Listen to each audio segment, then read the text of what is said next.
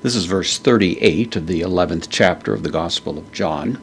Jesus has been escorted to the place where Lazarus was buried, and as he arrives there, again we have this remarkable description using a word rather unusual, but it was used earlier at verse 33 in this chapter, in which Jesus was said to groan, so we're going to see that again. So we have Jesus, the subject of the sentence, un, therefore, postpositive, Pauline, indeclinable adverb, so Jesus, therefore, again, and then embrymomenos. This is from embrymaomai. It means to groan. It means to groan inside. The M here is actually from en, the preposition that means within. But then to add a little bit of additional weight to it, it's en heauto, the reflexive pronoun, and the dative masculine singular. So in himself. So Jesus again groaning. It's a deep word, not used that often in the New Testament. It speaks of an inner anguish.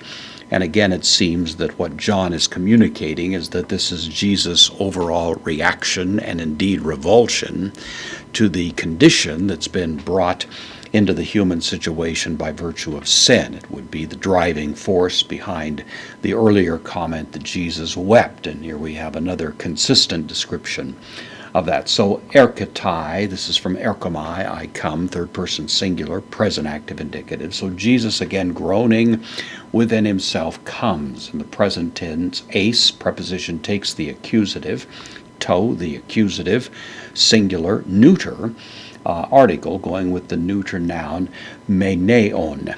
This is the word for tomb, and it, of course, is descriptive of a tomb, a place of burial, and I might add it's a word that would describe the kind of burial situation that would be used by someone of some means. And so it suggests that Lazarus and his family were people of some means, some wealth, which once again rules out rather dramatically the identification of this Lazarus with the character who is mentioned in the parable involving a man named Lazarus. So ein, this is from eimi, I am. It's the third person singular, imperfect, active indicative. So Jesus comes to the tomb, was, or where was, there was there, da, postpositive, speleon. Speleon is another word which is similar to tomb, but it actually simply means a cave.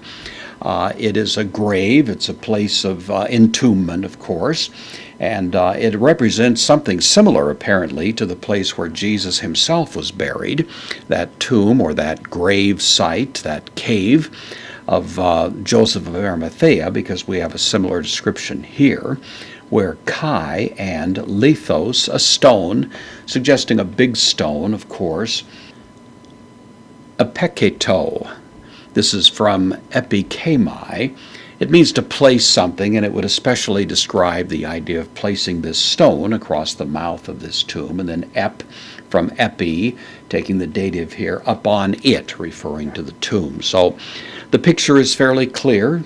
Lazarus has been buried in what appears to be a fairly nice burial site. It's a cave, it's a tomb, there's a large stone that's been placed on the top of it. Again, it is somewhat similar to the burial situation of Jesus himself, and many have seen a kind of anticipation, of course, of what would eventually take place in the next few days in connection with Jesus. So this is anticipatory to the great miracle that's going to be described for us in the next several verses.